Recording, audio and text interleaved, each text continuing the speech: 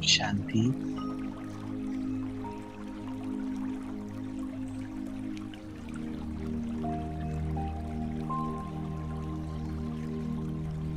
Let's experience the present moment.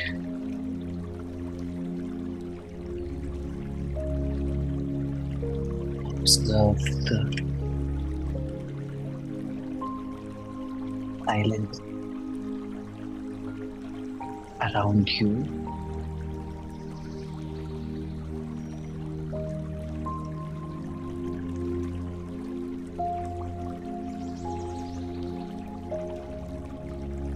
The space around you.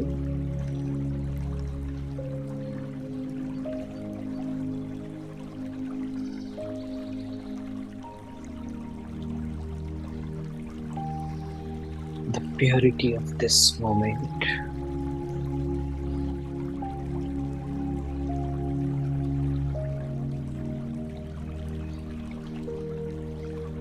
No past, no future.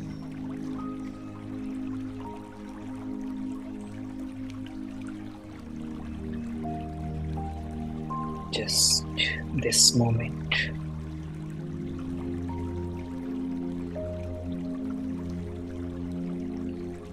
Experiencing the inner being, my real nature,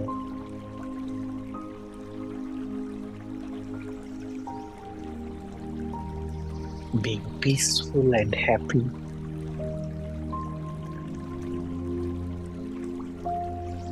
I don't need a reason. I don't need a person. I don't need anything or anyone to feel that I am complete. In this moment, I am complete.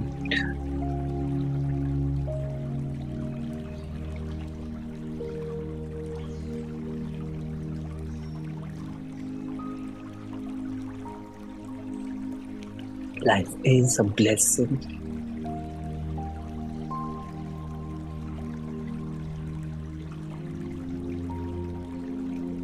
And I am a peaceful soul. Nothing can disturb me.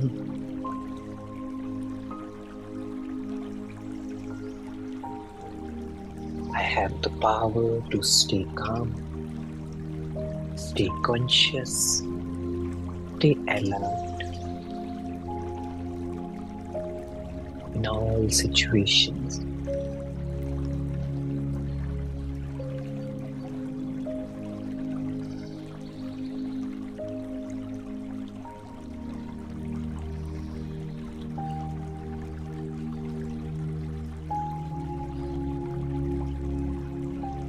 I am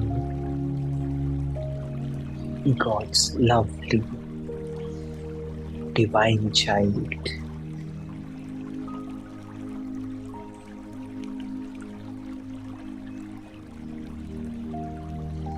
I receive the unconditional love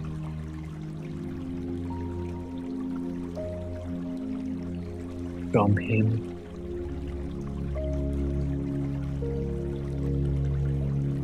I don't expect. I am not looking for love, respect, acceptance from outside, from any other person, because I know it will never be enough.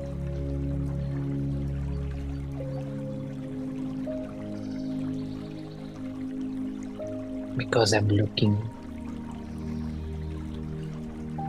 from outside, not inside.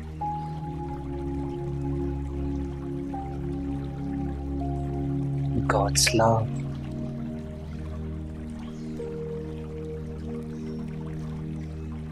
complete me.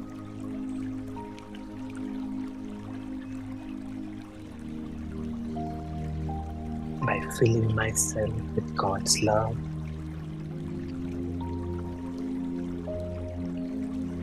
I give unconditionally in relationships.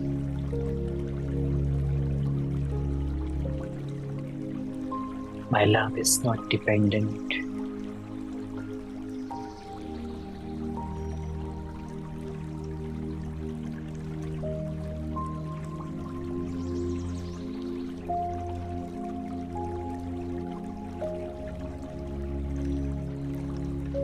I am filled with God's love. I am healed with God's love. So I am a giver. Om Shanti.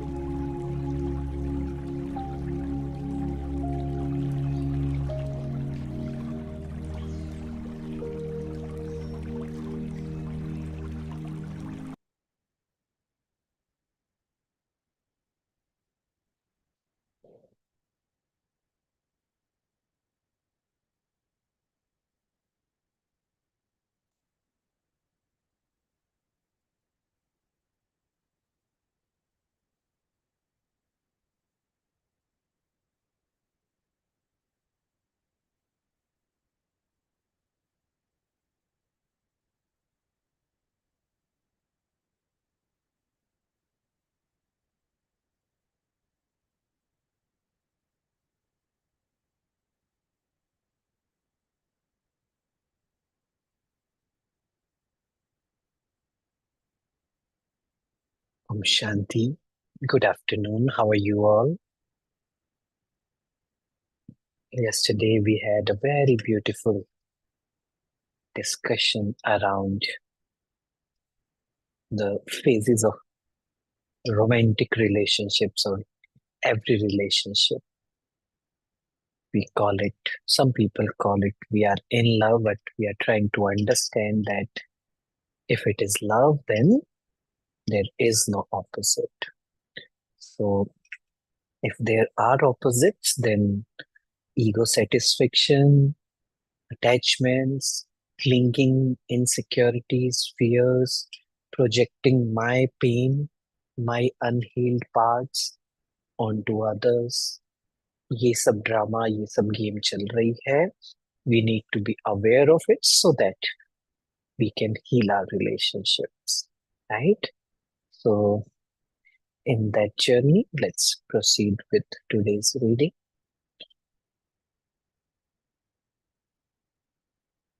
So from addictive to enlightened relationships, we understood that relationships are also have become like a drug, an addiction.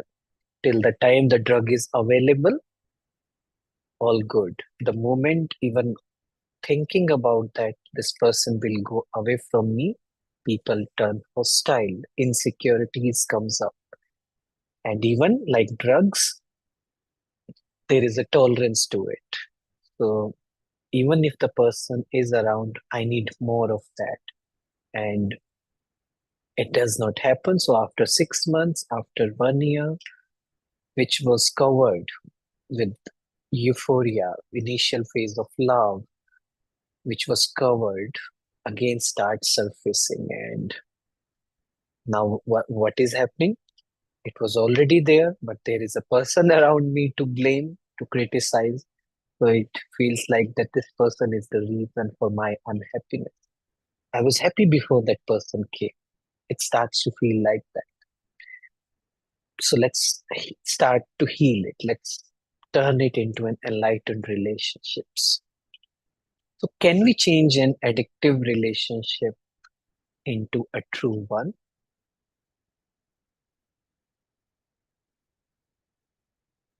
Can we change an addictive relationship into a true one? Yes, being present and intensifying your presence by taking your attention even more deeply into the now. Whether you're living alone or with a partner, this remains the key.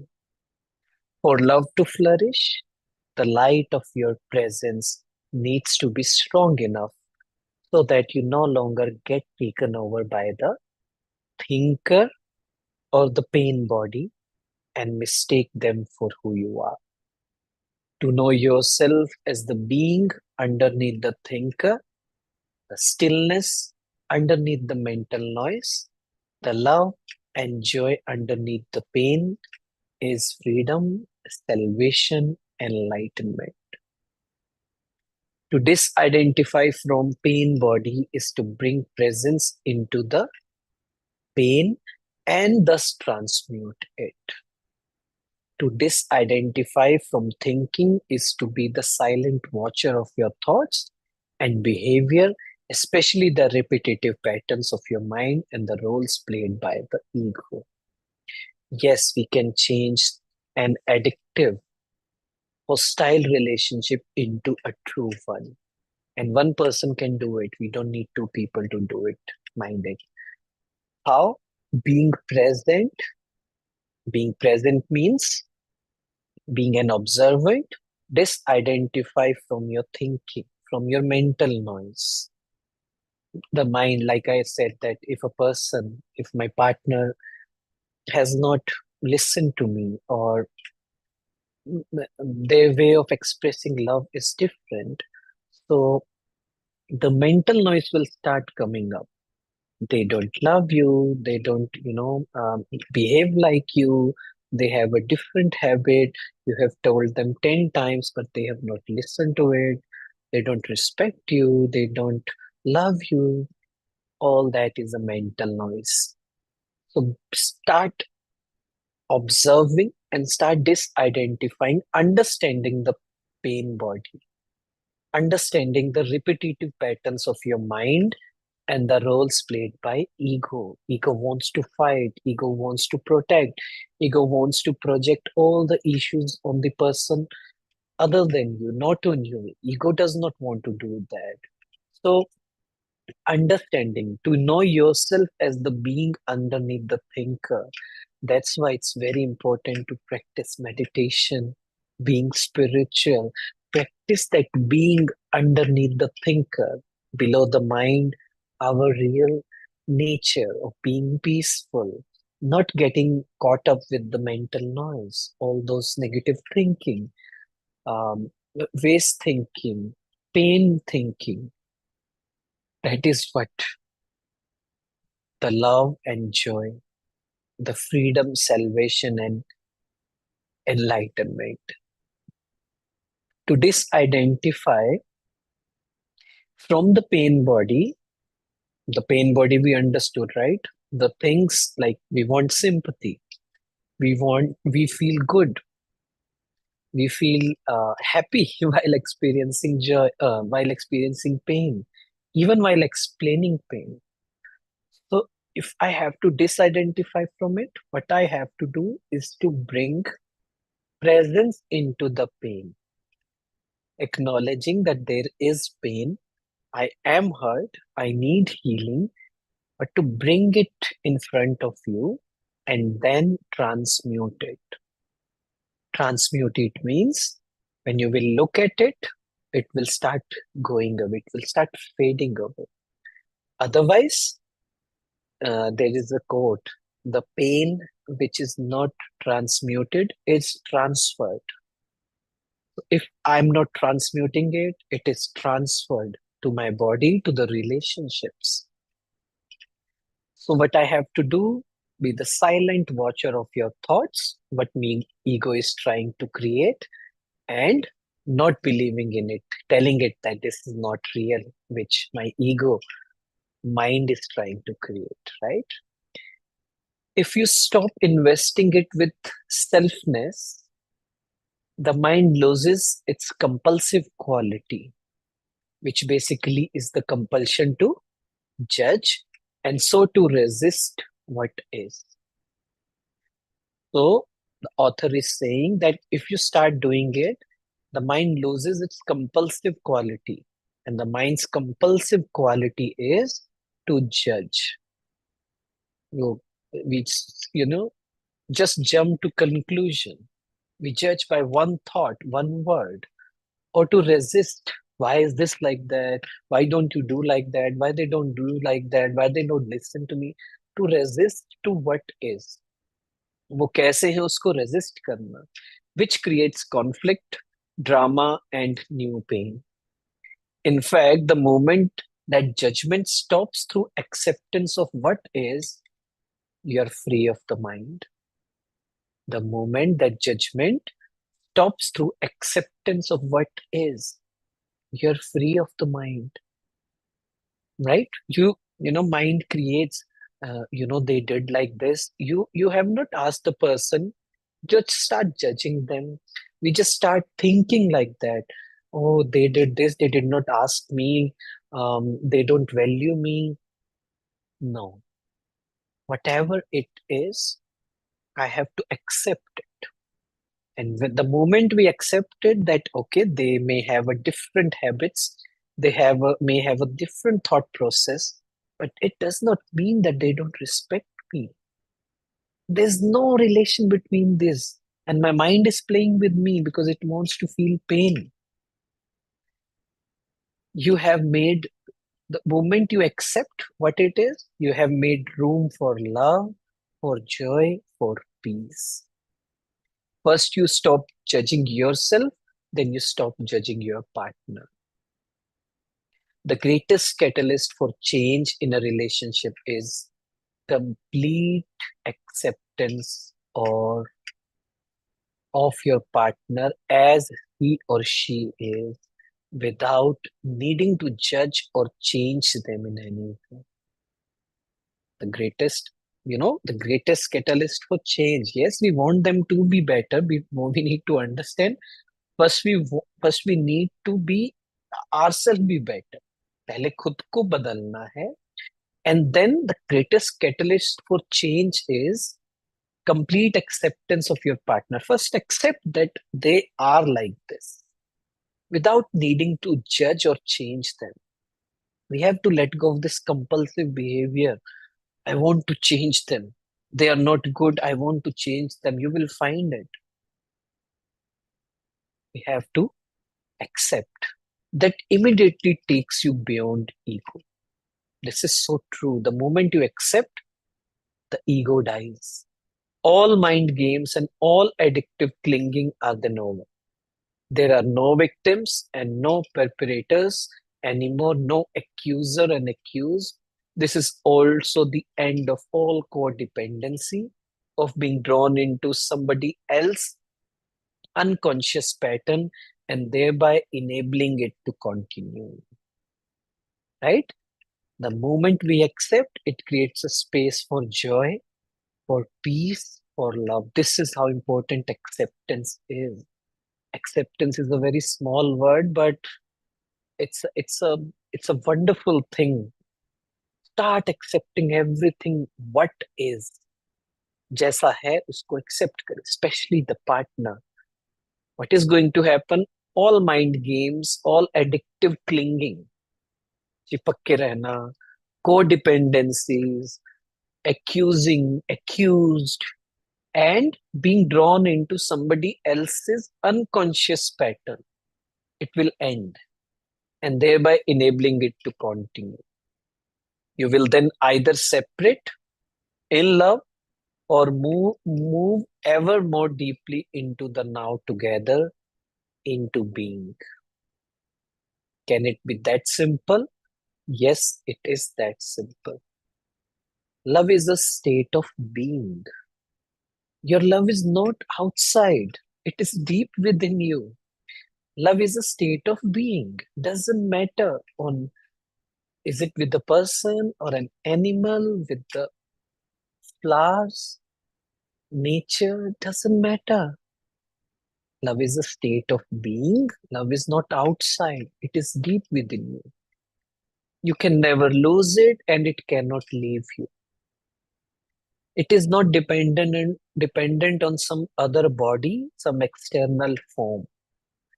In the stillness of your presence, you can feel your own formless and timeless reality as the unmanifested life that animates your physical form.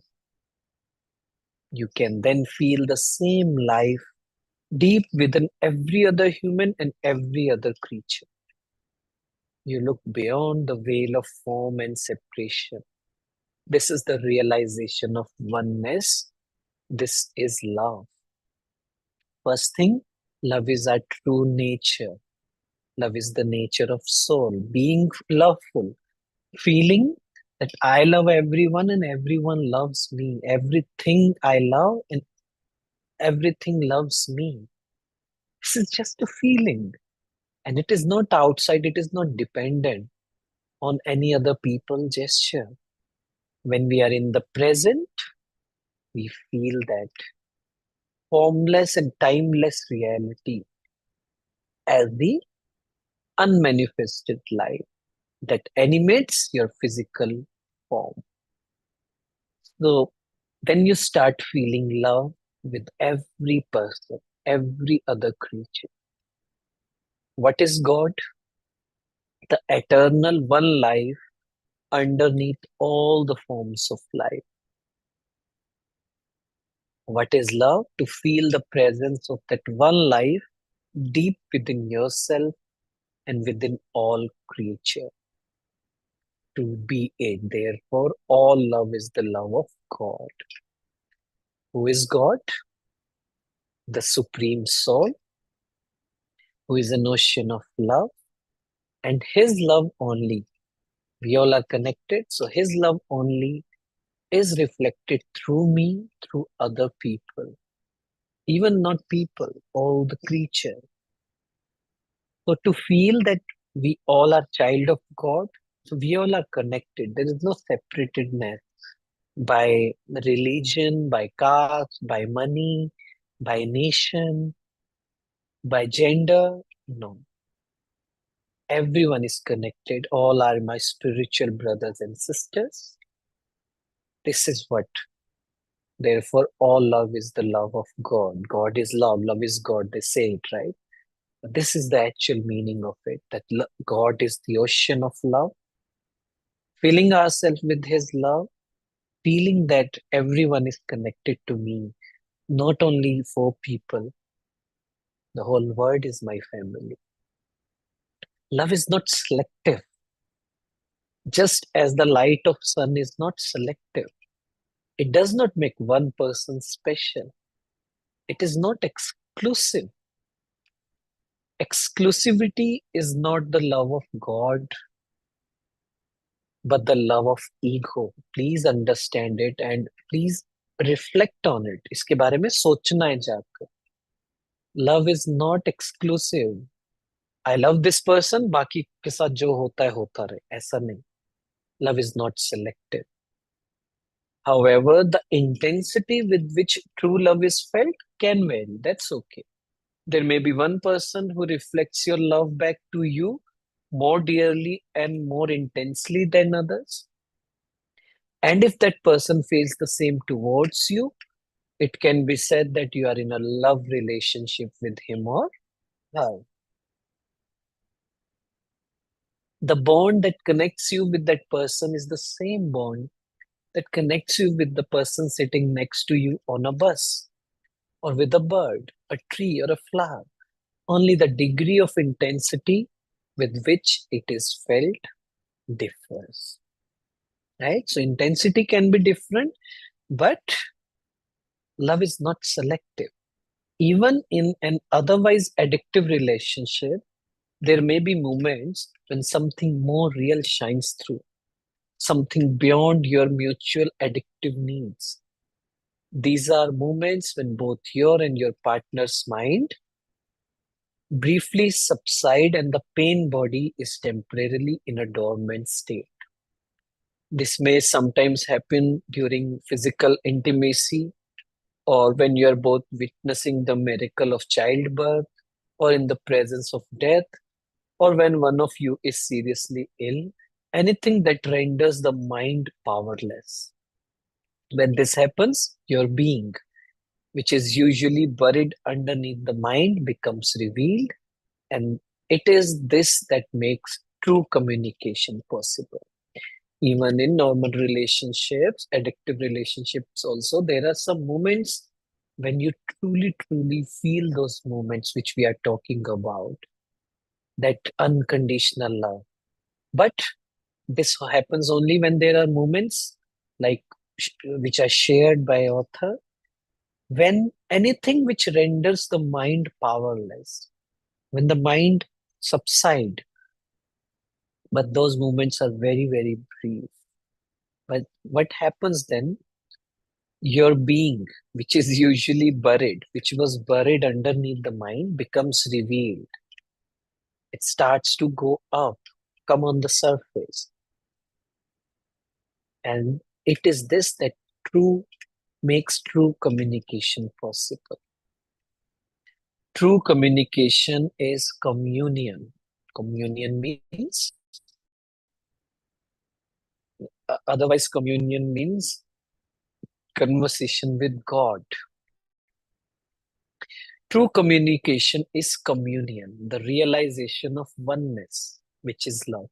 Usually, this is quickly lost again unless you're able to stay present enough to keep out the mind and its old patterns. As soon as the mind and mind identification returns, you're no longer yourself, but a mental image of yourself. And you start playing games and roles again to get your ego needs met. You're a human mind again, pretending to be a human being, interacting with other mind, playing a drama called love. True communication तो हो ही नहीं पाता है, right? Ego इतना आ जाता है बीच में that we don't really express, we don't really speak the truth because we feel fearful. The ego feels fearful. So when all this is happening, again we start playing the games of our mind, ego, and we become a human mind, not human being, and interacting with each other, mind, and playing a drama called love, which is definitely not love, right? Although brief glimpses are possible, love cannot flourish unless you are permanently free of mind identification and your presence is intense enough to have dissolved the pain body, or you can at least remain present as the watcher. The pain body cannot then take you over and so become destructive of love. So we need to understand this, but it is that it is possible to let go of all those things, but we need few things practice to do that. We need to dissolve the pain body. We need to start living in the present permanently because ego is going to play a lot of games. Ego is going to say what not, and all of things, all of thoughts, all of those judgments are not true, and it ruins our relationships. We project, we get dependent, we get hostile, and that is not how things work, right? When we start practicing this, when we start disidentifying from our patterns, from our thought process, you will start to feel the core of the human being, the other person, and you will start appreciating, you'll start realizing that how much the love can be there in you and in the person near to you. But to reach that level, we need spiritual practices. So relationships as spiritual practice. How to use relationships as a spiritual practice. As the egoic mode of consciousness and all the social, political, and economic structures that it created enter the final stage of collapse, the relationships between men and women reflect the deep state of crisis in which humanity now finds itself. As humans have become increasingly identified with their mind, most relationships are not rooted in being and so turn into a source of pain and become dominated by problems and conflict. The divorce rate is increasing like anything. I was reading this that I think it was Portugal. 88% marriages ends up in divorce. Uh, US and UK are not far, and India, it is led, but it is increasing 10 times a year. The ratio of divorce are increasing 10 times a year. Think about it. Because we have become so identified with our minds, so many things which makes us identified with our mind, indulging in pleasures, not giving rest to the mind, watching too much social media, web series, indulging in all the wrong habits, drugs, alcohol, all these things are increasing our mind identification. And so a lot of pain is there. And as mentioned, we are not able to cope up with it. That's why people have started to take divorce as an option. That, okay, I cannot live with this person. This is the reason, that is the reason. But the real reason actually is my identification with the mind. And if I'm not working on it, every people around me will look like they are my enemies. Millions are now living alone or as single parents, unable to establish an intimate relationship or unwilling to repeat the insane drama of past relationships. Others go from one relationship to another, from one pleasure and pain cycle to another, in search of the elusive goal of fulfillment through union with the opposite energy polarity. Still, other compromise and continue to be together in a dysfunctional relationship in which negativity prevails for the sake of children or security, through force of habit, fear of being alone, or some other mutually beneficial agreement, or even through the unconscious addiction to excitement of emotional drama and pain. So, people either living alone, unable to find a good relationship, or don't want to repeat all those patterns of pain. They say that, uh, it was very toxic, I don't want to go into it.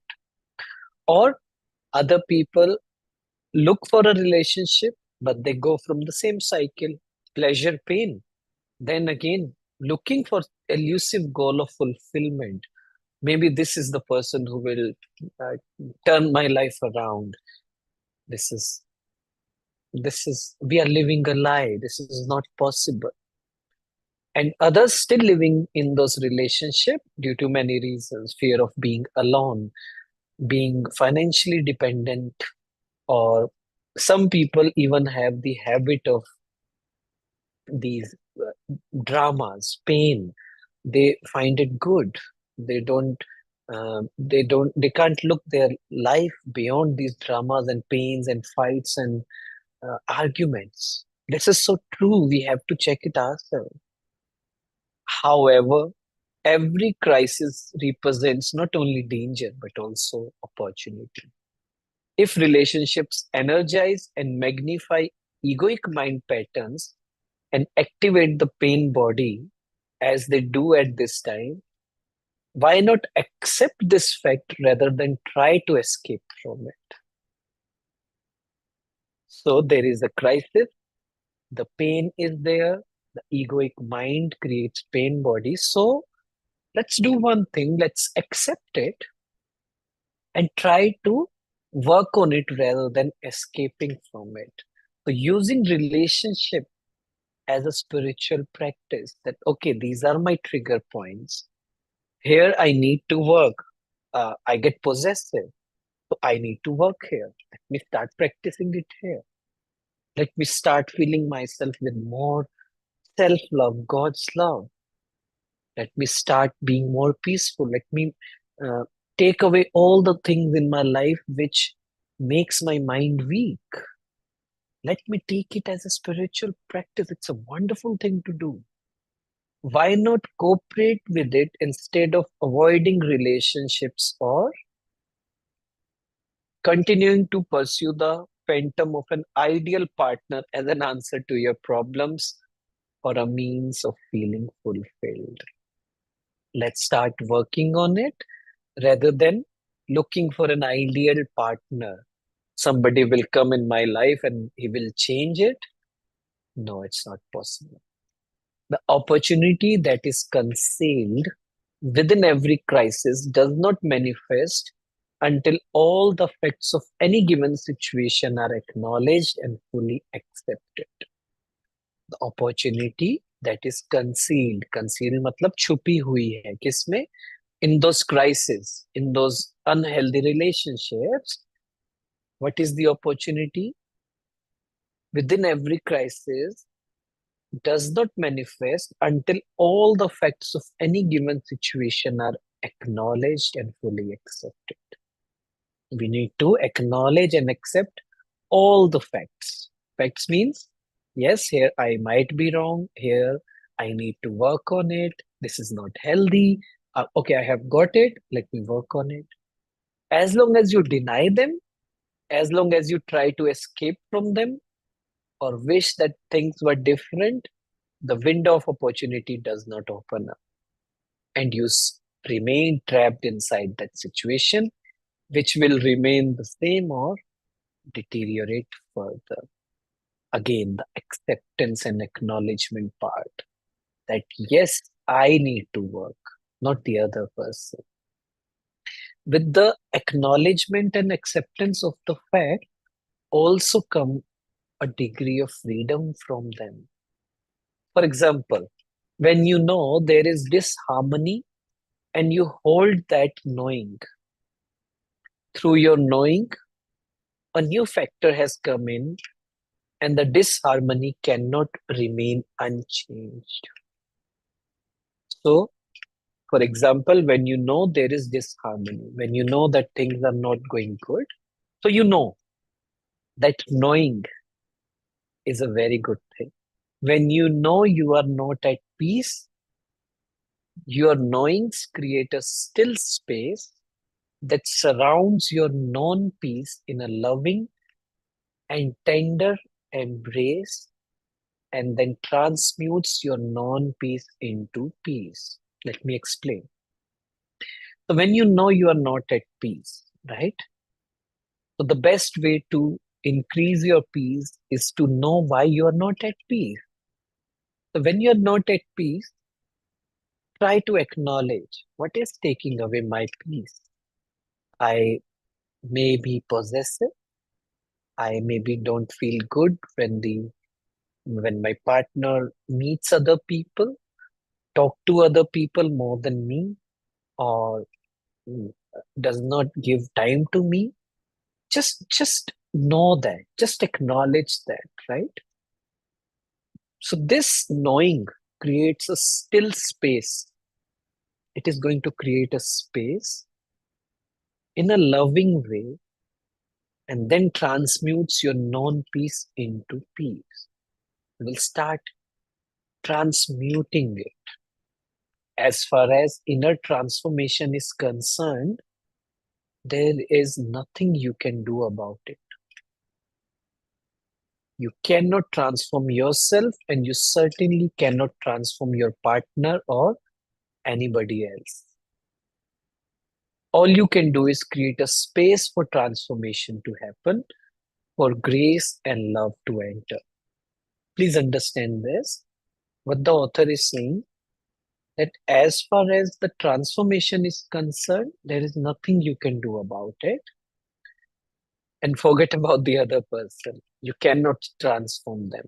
You can do only one thing, which is create a space for transformation, which means acceptance and acknowledgement creates a space for transformation. Start acknowledging, start accepting your difficult emotion. Okay, I am feeling sad. Don't hide away from it. Don't try to escape.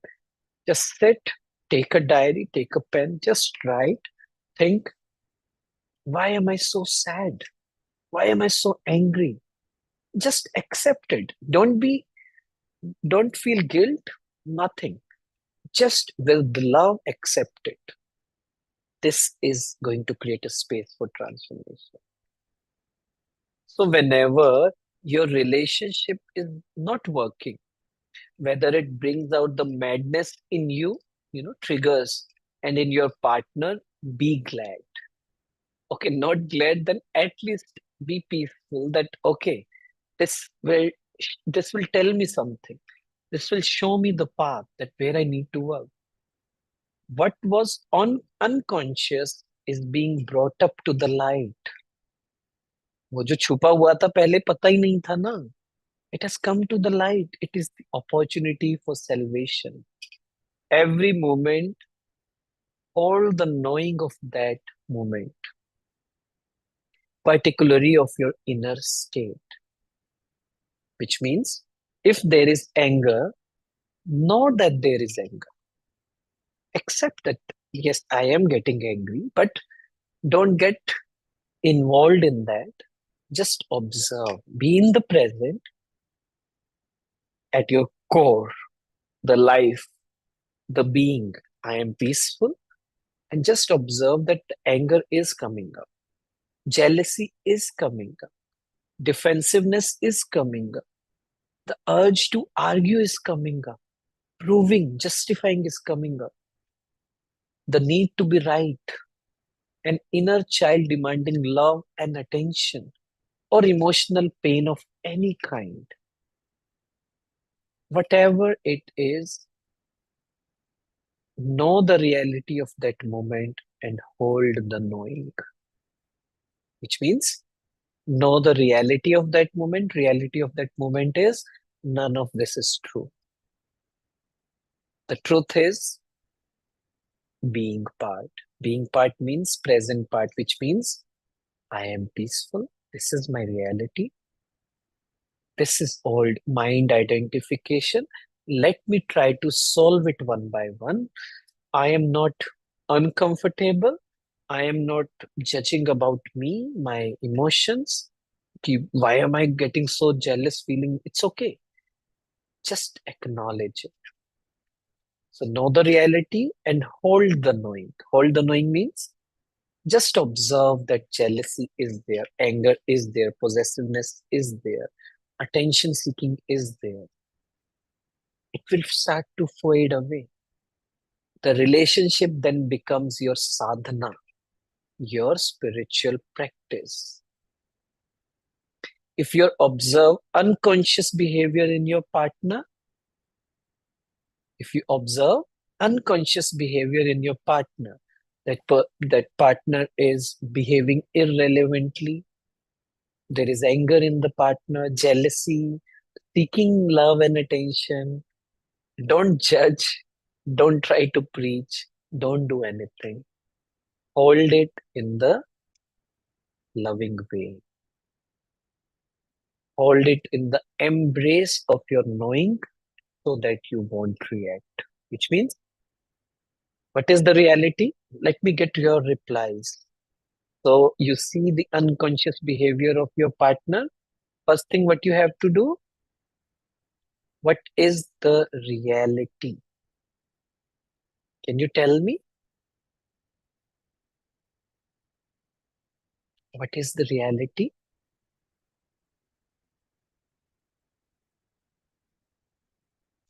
No, no, no. Let me go back to the last page. Like author says, I'm highlighting it. Whatever it is, know the reality of that moment and hold the knowing. What is the reality of that moment?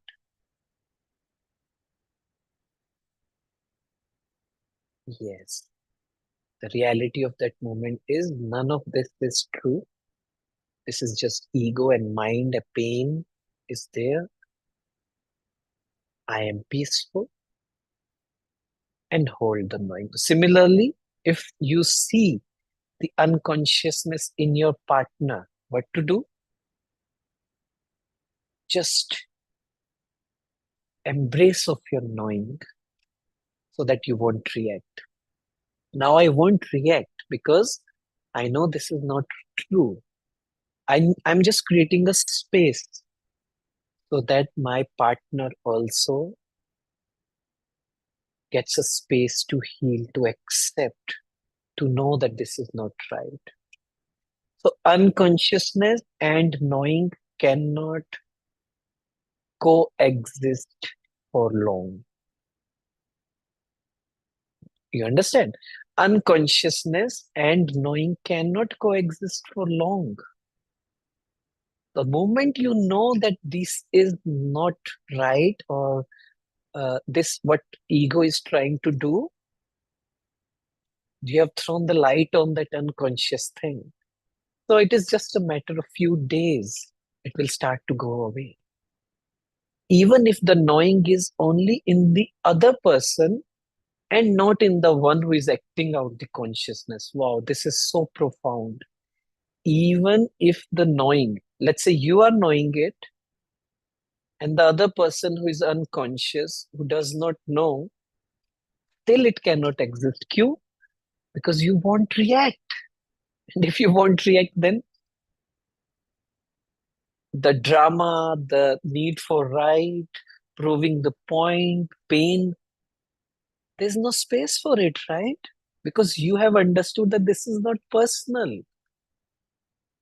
I leave that game of playing with ego or proving, justifying. The energy form that lies behind hostility and attack finds the presence of love absolutely intolerable. You understand? The energy form lies behind hostility and attack find the presence of love, that space, that holding space. Absolutely intolerable. It cannot survive. And if you react at all to your partner's unconsciousness, you become unconscious yourself. But if you then remember to know your reaction, nothing is lost. To know your reaction, right? Nothing is lost. Right? I hope this paragraph especially has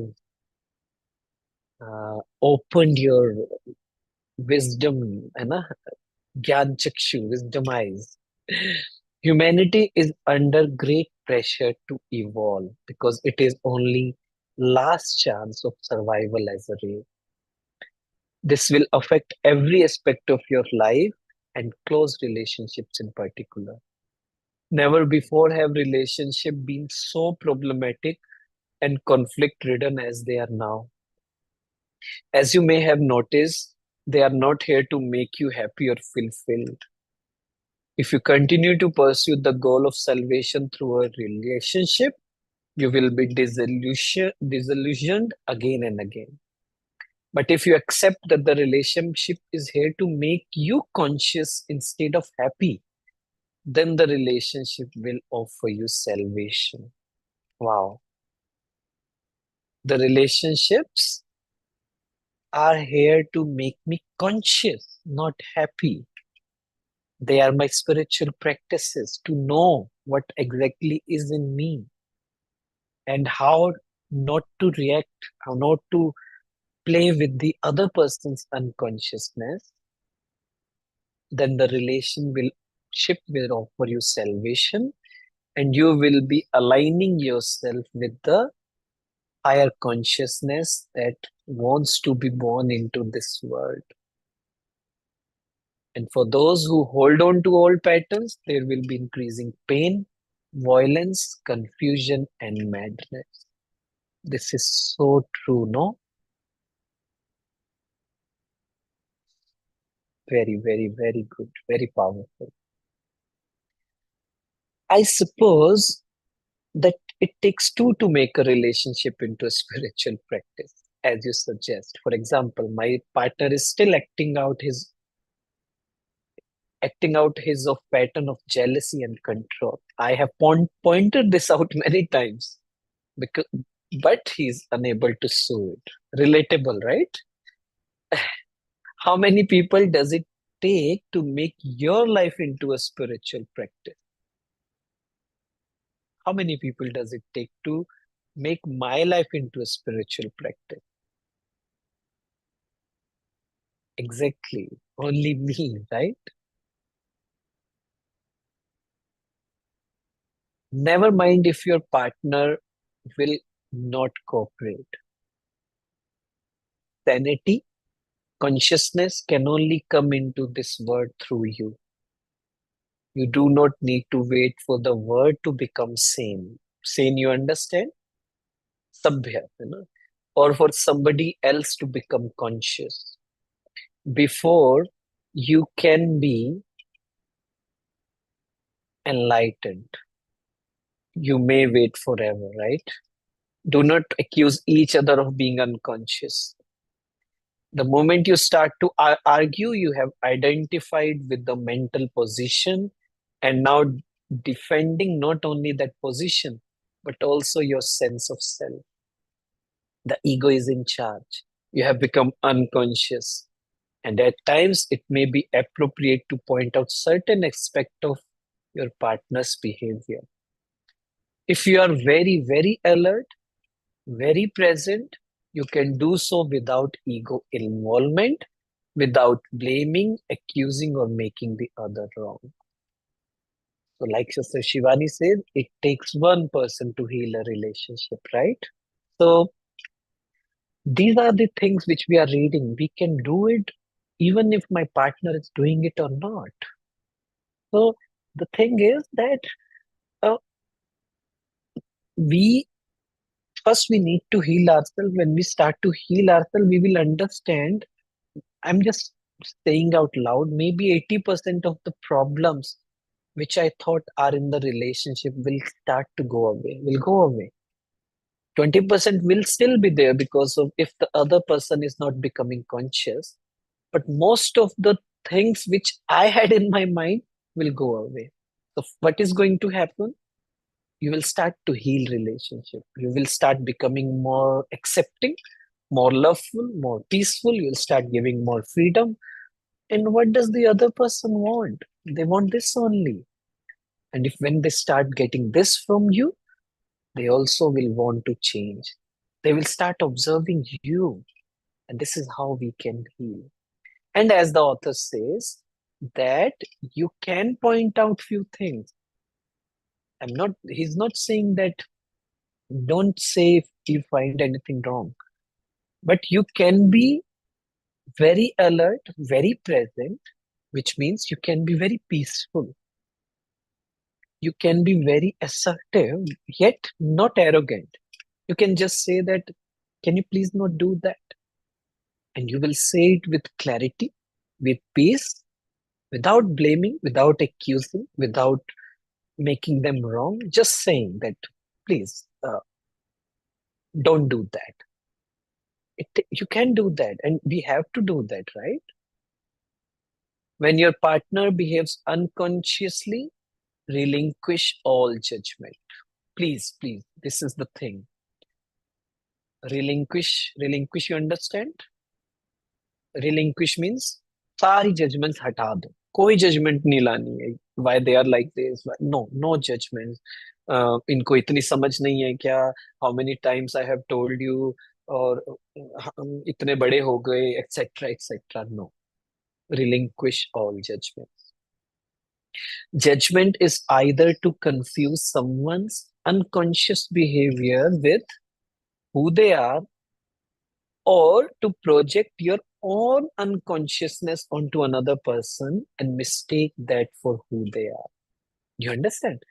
Judgment is either to confuse someone's unconscious behavior with who they are. Judgment क्या होती है? या तो उनका जो थोड़ा सा unconscious part है, हम उसे ही पूरी उसकी पर्सनैलिटी समझ लेते हैं, या हमारे अंदर जो अनकॉन्शियसनेस है वो हम उसकी रियलिटी पर प्रोजेक्ट कर देते हैं, वो उन पर प्रोजेक्ट कर देते हैं, right? Then we think this person should be this way. ये काम इस तरीके से होना चाहिए, टाइम से चलना चाहिए, टाइम से निकलना चाहिए. Why they get so let?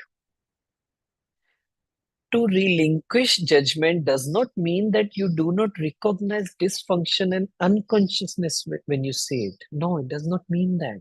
It means being the knowing rather than being the reaction and the judge. Being the knowing rather than being the reaction, because that cycle will start.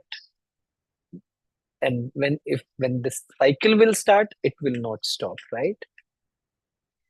So being the knowing, you will then either be totally free of reaction, or you may react and still be the knowing, the space in which the reaction is watched and allowed to be, which means the respond.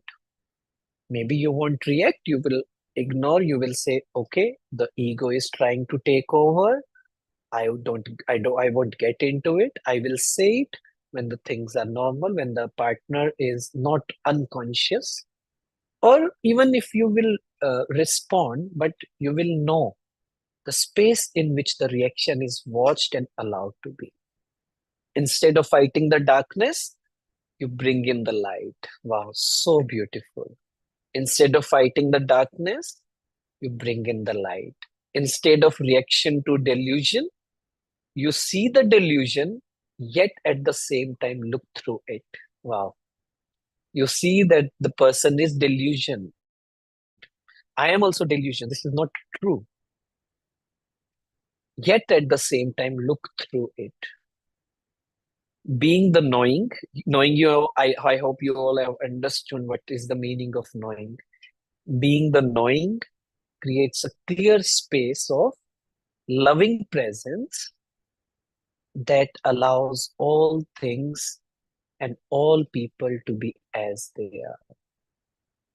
Being the knowing creates a clear space of loving presence that allows all things and all people to be as they are. And no greater catalyst for transformation exists. The moment we accept them, moment we don't judge them, even their unconscious behavior, is the moment the real transformation starts to exist. Catalyzed. It will start happening soon. If you practice this, your partner cannot stay with you and remain unconscious. If you practice this, your partner cannot stay with you and remain unconscious. Either they will leave or they will start becoming conscious, right? Okay. If you both agree that the relationship will be your spiritual practice, so much the better. You can then express your thoughts and feelings to each other as soon as they occur or as soon as a reaction comes up, right? So that you do not create a time gap in which an unexpressed or unacknowledged emotion or grievance can fester and grow, right? You will both will start talking कि देखो ये आ रहा था है ना, the ego was trying to take over. Learn to give expression to what you feel without blaming. Learn to so so many powerful quotes we can get from this today's reading, right? Uh,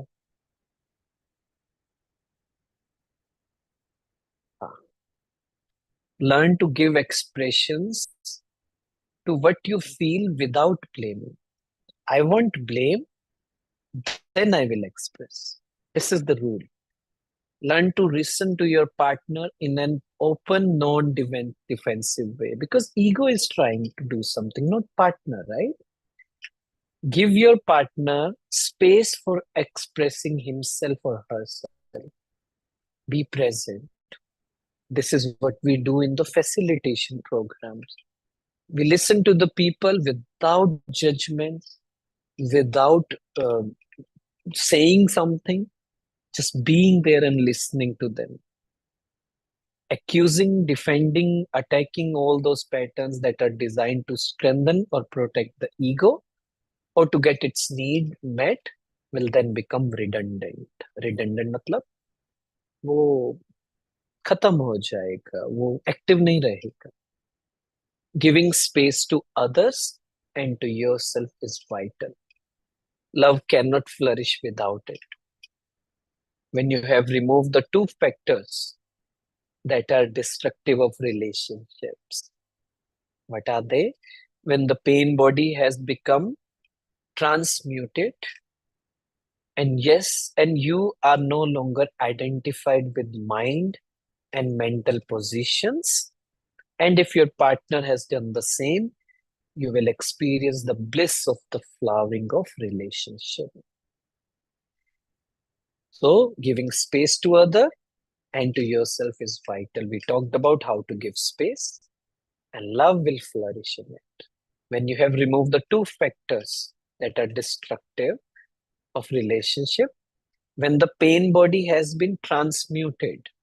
Transmute means when you know that there is a pain body, the pain in me is trying to come out, wants to feel more pain, acknowledging it and transforming it, telling yourself this is not true. I don't want to feel sad actually. This is just my mind. Ego is trying to make me feel sad. None of this is true. Let me create some happy, positive, practical thoughts which are right. But let me give myself the reality check that I am present. The pain does not belong to me. I am a peaceful being. I am a joyful being. No relationship can make me happy. They are here to make me conscious, not happy. And I choose to be happy right now.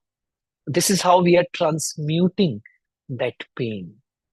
And second is you're no longer identified with mind and mental positions. And if both are doing it, then you will experience the flowering of relationship. Instead of mirroring to each other your pain and your unconsciousness, instead of satisfying your mutual addictive ego needs, you will reflect back to each other the love that you feel deep within. The love that comes with the realization of your oneness with all that is. This is the love that has no opposite. And if you are listening to this and if you have a partner, show them today's video. Tell them that just listen to me once and just finish this reading today. They will join tomorrow. Right? Try to do that. Okay. So uh, let me see. We'll resume tomorrow. Yeah, we will resume tomorrow. Okay. Lot of things we have discussed today, and please try to create that. Creating space and just knowing what is the reality and not getting dragged in all those mental and ego satisfaction needs. Be aware, create a space, and this is how we will start to heal the relationships. Okay, so quick questions. Please get ready because we are ahead of the time. So, who is going to answer this? Please. First question: being in love at first. Being in love is at first deeply satisfying.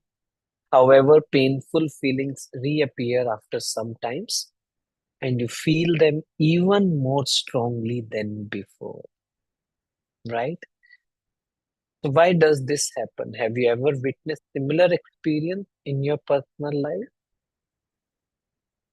Who will reply? Raise your hand. Okay. No one else? Smriti is there? Okay, let's hear it from Smriti. Yes, Smriti. And greetings of peace, everybody. I believe that the book emphasizes that true happiness comes from being in the present moment, not from the external things like romantic relationships. So, what happens is the initial, deeply satisfying phase, it is actually an ego driven experience. We are just infatuated with the idea of love and the person. It's like we have been seeing in romantic movies. This is why the mind is playing with us rather than being in the present moment and truly connecting to the person. We are just infatuated. It's not even love, to be honest, according to my experience. When the chemical reactions, the hormonal reactions fade, our ego clashes happens with the reality, and it is that. And now it is important that we focus on what is missing or what is wrong in order to make the relationship flourish. Otherwise, all we will be left with is disappointments and pain. So the power of now suggests that instead of being like caught in this cycle of pain and pleasure, it is important to stay in present and focus on appreciating the good aspects of the relationships without clinging to the expectations we hold from the other person. And we should also let go of this idea of they are gonna fix my life or all these things, which the movies promote like anything. So true. So true. Yes, that's so true. And like author said, that this is the need of the hour. It's high time because this is so true that humanity is, this is our last chance, and relationships have become like a reason for anxiety. So we have to understand all these mind identifications. It is going to take some practice, some routine, some uh, lifestyle changes, but this all is going to be worth it. So, second question, greatest catalyst for change in an addictive relationship. What is that?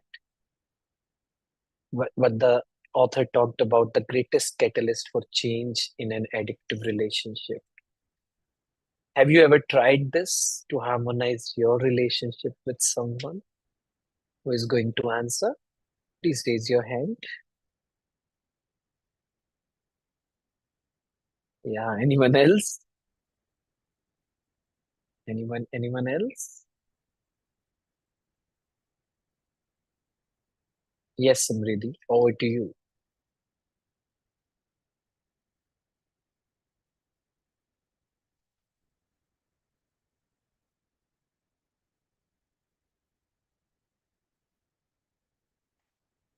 Okay, let's hear from Deepti. Yes, Deepti.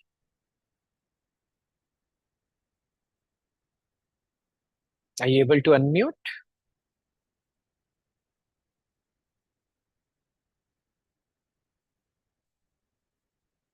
Mm, Uh, am I audible? I'm able to unmute me. But may yeah. I continue? Yes, yes, please. Okay. So according to me, as the author said, it has to be acceptance. And yeah, I have tried in my personal relationships, and acceptance is something which is actually the key to everything. Practicing power of now, I have realized how almost all the conflicts I had, it was only because of the clashes I had, and I was not able to accept that their reality, and I wanted them to fit in my frame. So yeah, that is my thing. And as soon as I have started accepting them, things have turned out to be really better, and not just romantic relationships, in all the relationships I have in my life. So I think acceptance is something all of us crave for, and acceptance, and when you can actually, I believe you cannot love somebody until you accept them fully. So yeah, I think that is all from my side. Yes, so true. Acceptance is the greatest catalyst, and even I have experienced this in my life that the moment I started accepting everything as it is, uh, things started changing. Like I would say, what speed I don't know. So this acceptance creates the real space. Yes, Dipti, you want to add something to it? Am I audible? Yes. Uh, I no, I just learned from today's lesson that to create space is what we require to change to bring any change in an addiction. Uh, I didn't know this thing, and I've been suffering till far. I wanted to change my husband's drinking habits, and now I understand that this is the only way I think I can bring a change in him, and all other things which I Yes. want to get changed. Yes, And yes, this yes. is what, The yeah. moment he Mm, comes after drinking, don't react yeah. because they Mm, are unconscious. Just create a space mm, of acceptance, and you mm. will see that how quickly he will start changing his behavior. Just No, in create a space for acceptance, in acceptance, what shall I do? That in order to change anybody, in even my for my children, I want to change. They don't get up early. They don't do all their daily routines properly on time, and I just really shout at them. I want to bring change, that's but what how to accept it? that's what the Like, author is I have to saying. let them do. I have to let them do what they are doing, and just say First with politely. complete this book. Okay, Mm-hmm, so mm-hmm, that's what we are trying to understand. First complete this series. This is the first thing, because to tell you frankly, I can't tell you in a minute what to do, because this is what we mm-hmm. are trying to do for so many days, right? So, Yeah, but yeah, yeah. again, the thing is that acceptance means that accept them as they are. If the kids are not waking up early, which means I won't get sad, I won't get angry, because this is the unconscious behavior. First, I have to be Mm, peaceful. First thing I have to understand is, if I won't heal myself, I can't heal others. I can't change others. So if you're mm, getting angry, getting sad, first I need to acknowledge it. I need to change it. I'm not angry because they are not waking up early. I am angry mm, because something in me which is there, which wants to stay painful, which wants to stay sad, angry, the pain body. I need to heal that. First thing I need to do that. Then, as author says, then you will say things to others in a loving way, in a peaceful yeah. way. Then they will also start listening to you. But Okay. stop this unconscious behavior first, then create a Mm, space. Then they will start changing. Uh, in facilitation or even in counseling, we are mm, told that hold space for the other person, which means, like, if they are sharing something, don't judge, don't react, don't interrupt also. Even if they have stopped speaking, no, mm, then also you don't speak. Give them some space. This space will create more things which you may not understand right now, but uh, this space will create more things. They will bring out, share more things with you. Just do one thing: don't judge. Similarly, mm, let's say your kids are not waking up, the husband is drinking. So accept it, and when you're talking to them, hold space, which means, let's say you ask them that why don't you wake up early, or why don't you leave this habit, and then just mm. listen to them. Don't shout, don't get angry, not even nodding. We are told that you don't even have to nod. Just listen to Okay. them. Just listen to them. So this is the, creating space for those people, to acknowledge them, to love them, to just accept them as they are, not not getting disturbed because of their unconscious behavior. Okay? So slowly we will Mm, go more into it, because tomorrow also, and this is a whole chapter, so we will mm. start unpacking it one by one. Okay? Okay. So the Thank third you. question: how can we transform our relationships into a spiritual practice to co-evolve? What if you and your partner are not on the same page? Yes, Anuja. Are you able to unmute?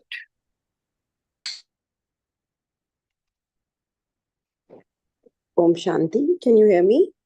Yes, Om Shanti. Hmm. Yeah.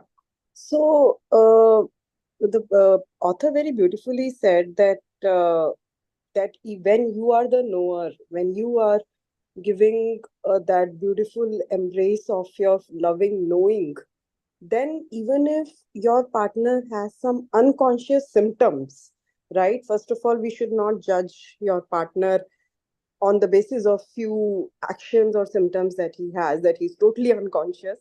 We should not associate those actions to the overall personality, right? Just few symptoms. So if you give that loving embrace of your knowing, and like you rightly said just few seconds ago, that you create that space, so then it's your own spiritual practice, right? So it's your sadhana, the way somebody has written on the chat. So even if the other person is not able to correlate to your spiritual journey, but we know that we are increasing our consciousness, right? Like the author said in the middle of the topic today, that as soon as you know that you are getting those feelings of jealousy or any negative feelings, then feel glad, be glad that it is the time for you to become light. It's a light of consciousness that has bestowed on you, that now you have to grow from where you are right now, right? So that way it can be, it takes only me to embark on this spiritual practice. Then gradually, slowly, as your partner sees the change in you and the transformation starts happening, then two of you become a partner together, like in this whole journey, and then it leads to a flowery relationship, right? This is what I've understood. Yes. Yes, so true. So again, that's making this as a sadhana spiritual practice is that okay, this is a person, my trigger point. He is nearby, she is nearby. So this is a great opportunity to face all the triggers every day. And again, then also, how can I be peaceful? This, I have to make it a spiritual practice that in all the circumstances, I have to acknowledge and accept all the emotions. I won't judge. They are going to come. Jealousy, insecurity are going to come because they have been with us for so many births, so many years. So avoiding them is not an option. Let me face it, let me embrace it, and let me create a space of acceptance for myself and for the partner. Yes, Sujata ji.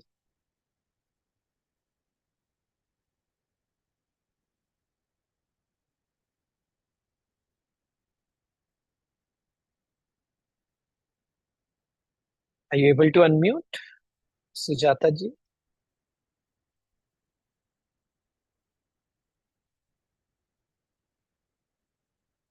Hello, Om Shanti. Yes. Om Shanti. Can you Hanji. hear me? Yes, yes. Yeah, regarding the second question, that is catalyst is acceptance. I want to ask or add that acceptance of other person will not come unless first we accept ourselves. And same way with the judgment. If our nature is to judge, we judge ourselves also too much, criticize also everything, not accepting to ourselves, then we cannot accept others.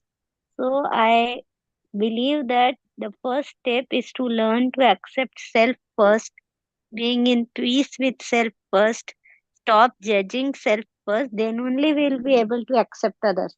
So problem starts from our own consciousness, that is unconsciousness, where we are judging, not accepting ourselves, and same way applies to others also. So how to start first accepting ourselves, not judging that? If you can tell in short, that will help to improve relationship. Om Shanti. Yes, you said it rightly that it starts with us. And author also said one thing that you have to create space for yourself as well. And yes, absolutely. First, we need to heal ourselves. First, we need to accept ourselves. And this can happen only through meditation, which means telling yourself every day, like author is saying, and we practice it that no one is here to make me feel complete. No one is ever going to make me feel happy or sad. It is up to me to feel complete, to feel loveful, to feel peaceful, to feel happy. That is something which I have to do. So even if uh, I get triggered, I get anger, I get jealousy, I need to work on myself, not on others. So I leave this compulsive behavior of changing others. It's so deep in us. I remember I was talking to somebody about this. I said that this is it is not my job to change people. It is not my job to change people. Let go of it. And just this line changed many things in him. He said that I never thought about it. And when he started practicing it, when I started practicing it, things starts to become more peaceful. That it is not my responsibility, first of all, to change others. I can only change myself. That's it. And how can I change myself? I am the love I'm looking for, practicing this. I accept myself. I'm not looking for people to accept. I'm not looking for people to respect me. Like I shared, I think, in one of the sessions, that I seriously practice this, that I don't want that anyone speaks lovingly to me. मैं चाहता ही नहीं कोई प्यार से बात करे मुझसे. क्यों? Because I love myself. Because I am complete. Nobody can make me feel less. Other people's harsh words, other people's wrong interpretations about me can't change what I am really, what I feel about me, how I feel about me. That has to be felt, right? वो feel होना भी चाहिए, वो experience होना भी चाहिए. So I accept myself. I know that I am a person who is a work in progress. Every day, if I'm doing something, I will create some mistakes, and I am not hiding away from it. Like I said that, like author said that in this journey you will feel unhealthy emotions, uncomfortable emotions. You will feel jealousy. You will find out that there is jealousy, there is anger, there is resentment. And if you don't accept yourself, you will feel sad, you will feel bad, that why these emotions are coming up. They were already there. They were just on the corner of my mind. Now I have started to heal myself, so they are going to come up. That's it. So I accept and I acknowledge that these emotions are going to come. If I'm working on myself, maybe in the starting, out of 10 situations, like I want to heal the relationships, out of 10, maybe only 4 times I will pass. 6 times, maybe I will fail. It's okay. I have to make from 4 to 5, 5 to 6. And for that, I like the author said, I need to create a space of acceptance myself, accepting myself, that I am a work in progress. The more I'm conscious, the more I'm active, more I'm in the present, I will start scoring more and more in being peaceful in those difficult situations. Right? You have a question around it, Sujata ji?